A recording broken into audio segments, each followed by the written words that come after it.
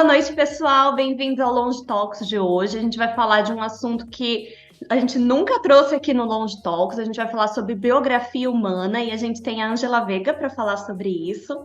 Ela também fala de outros assuntos, já está até convidada de antemão para outros momentos aqui conosco. E sejam bem-vindas, meninas, sejam bem-vindos todos vocês e vamos começar. Oi, boa noite, Jéssica, boa noite, Ângela. Muito obrigada por ter aceito o convite. Eu acho que isso é muito bom para o canal e é muito bom para quem nos assiste, né? Já de antemão, eu já convido a todos para se inscreverem no canal, porque aí ativa o sininho. Toda vez que tiver, toda quarta-feira que tem um assunto novo, a pessoa pode ir lá ver, ou se não conseguir ver no dia, ver depois. Então, e agora, né, a gente tem o podcast que está no Spotify, que também quem estiver aí fazendo o pilar, né, da saúde física, caminhando e tudo, pode também escutar um pouco sobre isso. Ângela, eu conheço a Ângela, né, há uns mais de 20 anos, muito mais. A Ângela é uma pessoa, além de muito querida e generosa, uma pessoa muito competente, né, que já está no terceiro livro que é coautora, mas tem um artigo, depois ela vai falar dos artigos que ela faz para o Eudivir. Ela tem aí todo um potencial e uma experiência de muito tempo nessa área e também de certificação nesse tema que ela vai falar hoje para a gente, né? Inclusive foi para a Suíça, né? Em uma dessas certificações dela. Então, Ângela, se apresenta para a gente. Jéssica e Eliane, muito obrigada pelo convite. Eu estou muito feliz de estar aqui com vocês. Esse tema é um tema que, para mim, ele é muito querido e muito, eu diria, muito cuidado por mim ao longo aí da minha vida. Eu brinco com o pessoal que aquele dito de que chegando aos 40 não tinha mais saída, eu digo que tem saída chegando aos 100. E eu digo que é a minha perspectiva. Trabalho para isso, me preparo, cuido da minha alimentação, do exercício físico, enfim, disso tudo. E, assim, como apresentação, como a gente vai falar de biografia humana, eu começo dizendo que eu estou com 58 anos. Nessa fase, é uma fase que eu estou me preparando para os 63, que na visão da biografia é a visão da liberdade, em que você já tenha cumprido a sua missão de vida e que você possa buscar outras missões. Eu trabalhei no mundo corporativo por 33 anos, onde tive essa felicidade de ter trabalhado junto com a Eliane em alguns projetos. E nesse tempo, no mundo corporativo, eu sou engenheira química por formação e eu vim me especializando ao longo do tempo em desenvolvimento humano. Então, tudo que é ligado ao desenvolvimento, eu comecei na área técnica, passei por recursos humanos e por muitas outras áreas no meu tempo de carreira e tive a oportunidade de desenvolver vários projetos. A comunicação não violenta foi um deles. E, como eu digo, essa questão da longevidade, eu sempre tive um cuidado por conta até de olhar para a minha família. A minha mãe ficou hipertensa com 40 anos de idade, então eu sempre tive essa coisa de eu vou ir além e não vou passar por isso. Então, de alguma maneira, sempre fui cuidando da minha saúde. Meu pai é obeso, estão os dois vivos, com 85, 86 anos, mas papai, com a questão da obesidade, eu também sempre cuidei. Falando da minha família mais próxima, né? Eu sou casada com Pedro, mãe do Davi, que está com 27 anos. Sou casada com Pedro há mais de 30 anos. Então, isso é o que me traz até aqui. Depois de engenharia química, eu tenho um MBA em gestão, tenho uma pós em filosofia e autoconhecimento. Isso para vocês entenderem de onde eu falo e por onde vem essa questão da biografia humana. Uma das formações que eu fiz, além de várias em coaching, foi essa formação em aconselhamento biográfico. O aconselhamento biográfico ele está ligado, a Eliane falou dessa certificação na Suíça, porque as formações aqui no Brasil elas são certificadas em Dorna, pelo Goetheano, na Suíça, e são ligadas à antroposofia.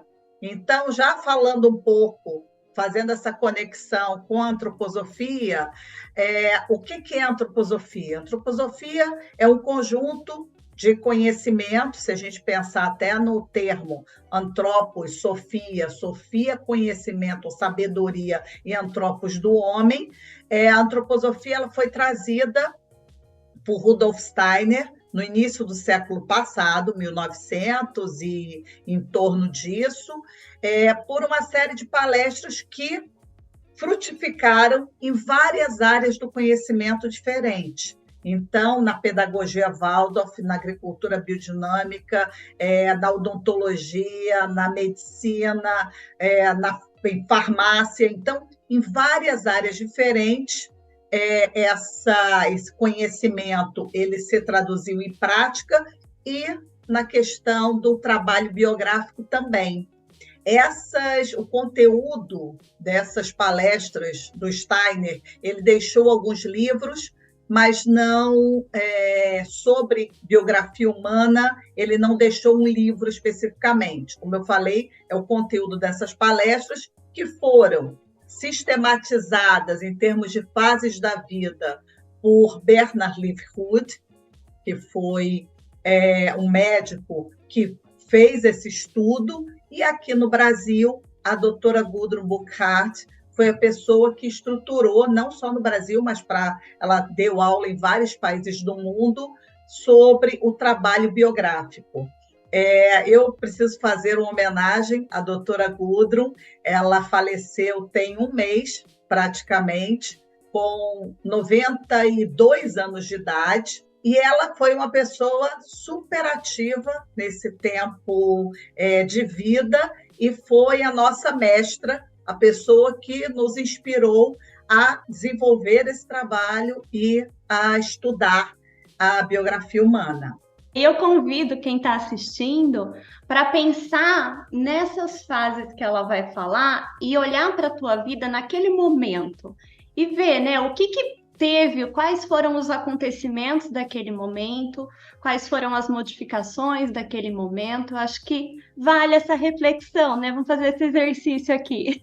Perfeito. Isso quando eu faço alguns trabalhos com grupos, a gente fala disso, né? Aproveitar a oportunidade para exercitar, até porque em todas as fases é importante, mas principalmente para quem está nas fases lá por volta acima dos 60, enfim, dos 56, essa possibilidade de pensar na vida e perceber por onde a gente veio passando, e aí registrar não só os fatos, mas também os sentimentos, tudo que vier.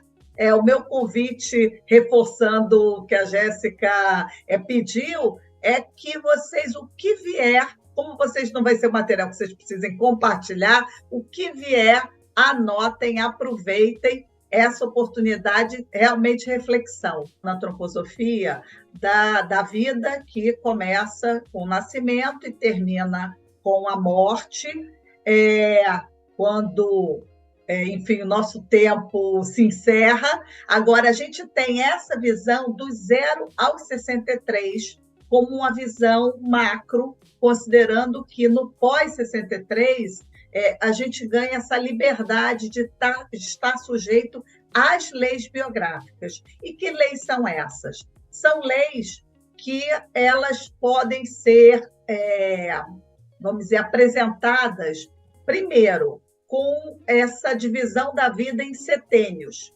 Quer dizer, a cada 7 anos, nós passamos por fases que são comuns a todos os seres humanos.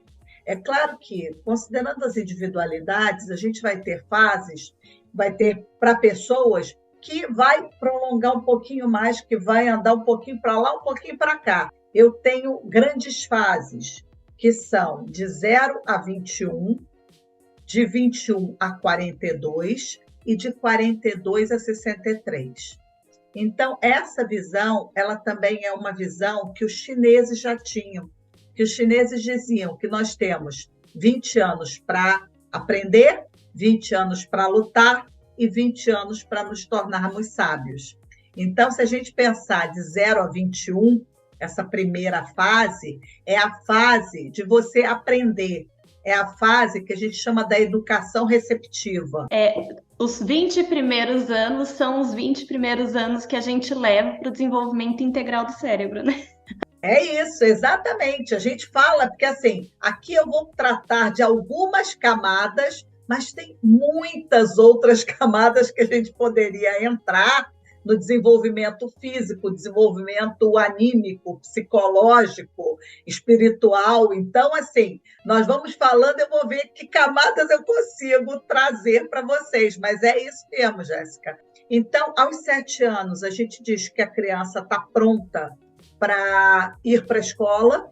É claro que hoje meu filho foi para a creche com 6 meses, então, assim, é isso, né? Agora, aos 7, quando ocorre o que a gente chama que a gente considera a troca dos dentes, a criança está pronta para socializar, até que ela chega à puberdade. Lá por volta, a gente considera os 14 anos como um marco. É claro que pode acontecer antes, mas os 14 anos como um marco. E dos 14 aos 21, o aprendizado se dá pela liberdade. Então, o jovem ali, ele quer estar livre para poder aprender. E essa fase, ela é uma fase que ela tem um marco, como eu disse, as outras também têm, mas eu vou trazer esse especificamente, que é vamos dizer, a entrada dos planetas que a gente considera, das qualidades ou das qualidades planetárias vamos dizer, para o jovem. Então, essas qualidades, elas vão trazer tonalidades diferentes. Então, assim, se tem uma tonalidade mais forte, por exemplo, de Saturno, que é o pesquisador, esse jovem ele vai buscar coisas que vão ao fundo. Então, a tendência de buscar profissões que tenham esse apelo vai nessa direção. Assim como, por exemplo, se for a entrada mais forte for de Vênus, é o cuidador. Então, vai procurar profissões ligadas a tudo que tem o cuidado com o ser humano. Então, essa perspectiva, ela pode trazer, depois na longevidade, uma volta, porque às vezes você escolhe a sua profissão, não porque era o que você queria fazer, mas porque o meio te empurrou naquela direção. Aí você chega aos 28 anos, que também tem um marco lá na frente que a gente vai falar, e questiona tudo aquilo e muda. Então, assim, essa fase dos 14 aos 21 tem essa questão dos planetas e tem um marco importante aos 18 anos e meio, porque, assim, as leis biográficas, como eu falei, a gente tem uma camada que são os setênios e tem uma camada que são chamados ritmos planetários. Então, esses ritmos, um deles é o nodo lunar. O que é um nodo lunar?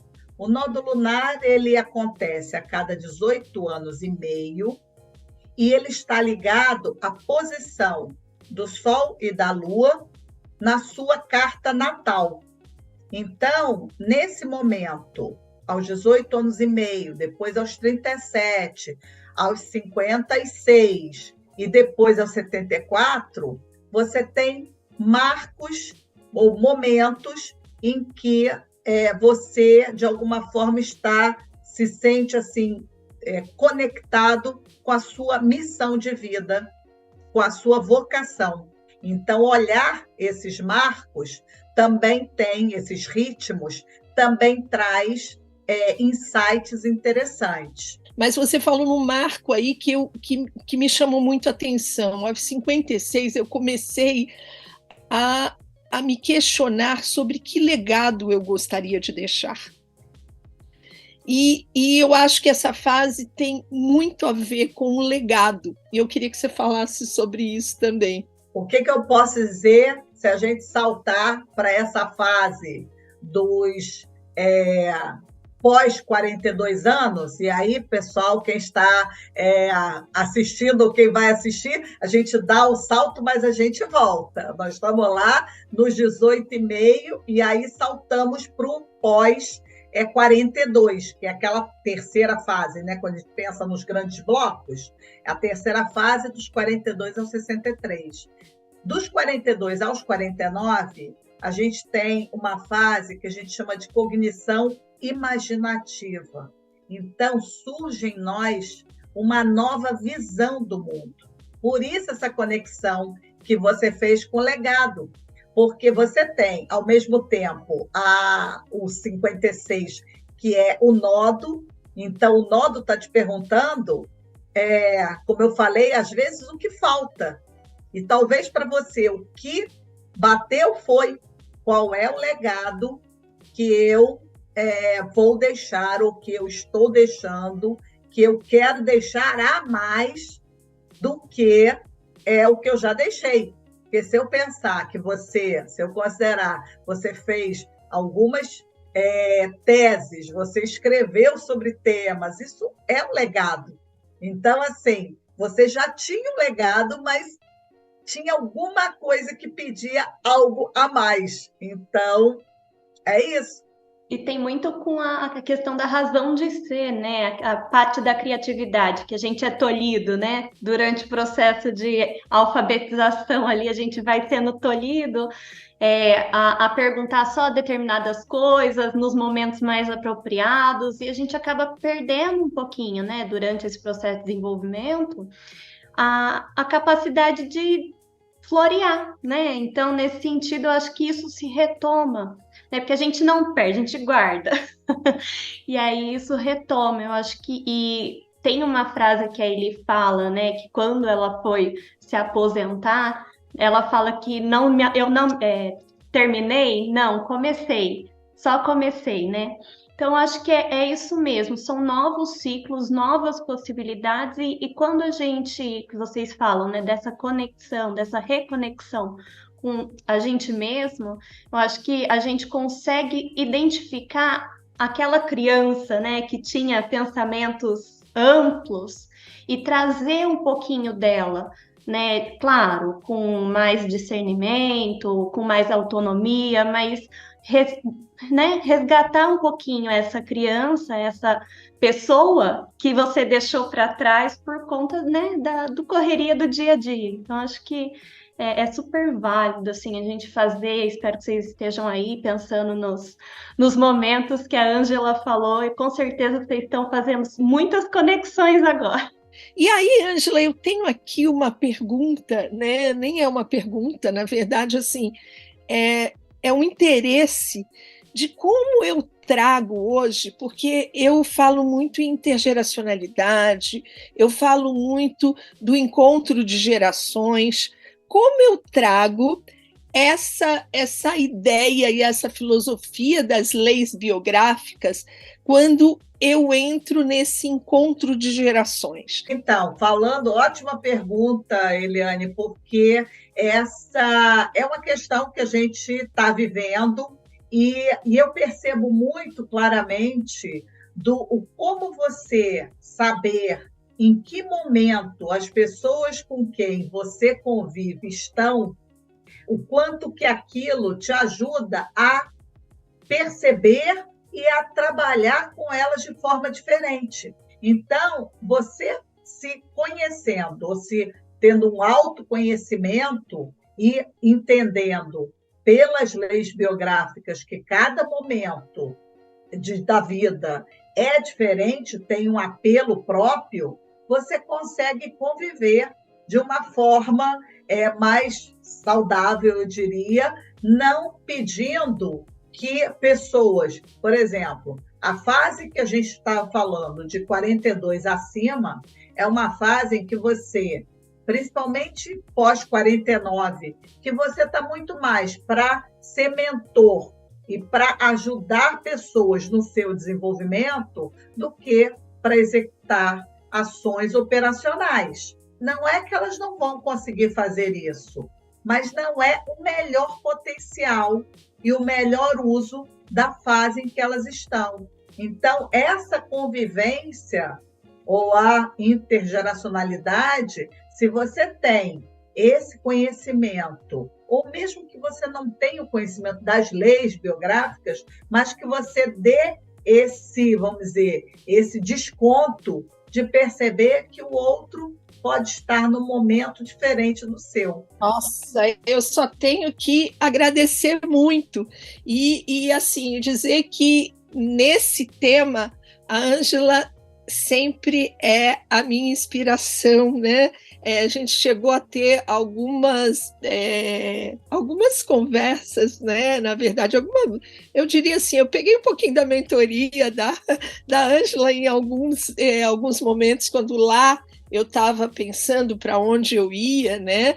Eu me lembro que a gente conversou, e depois eu peguei muito material de leitura também com a Ângela. Eu sou fã. E aí eu vou deixar aqui, ela falou bastante, né, da Grundmann, e eu vou deixar aqui um livro que eu estou lendo, e que é muito bacana, né? Tem outros depois, a gente pode deixar aí, mas esse aqui e ela diz assim: a vida não termina aos 70. Podemos, enfim, ser livres na terceira idade. Então, essas são as formas da gente atingir, né, a nossa longevidade pelas leis biográficas. Então, é isso, né? Somos livres na terceira idade. Com certeza. Nossa, é incrível, Ângela. Amei. Obrigada, viu? Obrigada por estar aqui, por aceitar, por passar todo esse conhecimento que você fala com paixão, né? Você percebe que você fala com muita paixão daquilo que você faz. Então, muito obrigada e espero que vocês tenham realmente aproveitado, porque é uma riqueza aqui de conteúdo, né? Não, né? Aumentando aí Longe Talks, que eu amo, mas a gente traz realmente pessoas que são muito ricas, né? Têm muito conhecimento, e passar esse conhecimento de uma forma mais tranquila, de uma forma amena, é muito bom. Então, eu sou muito grata, muito obrigada, viu? Sim, o autoconhecimento, ele é um fator super importante para que se viva a longevidade em toda a sua potencialidade, fazendo aqui uma rima, e as leis biográficas podem oferecer esse caminho e essa possibilidade. Eu parabenizo a vocês, os temas têm sido interessantíssimos e espero que a gente possa continuar essa conversa em algum momento.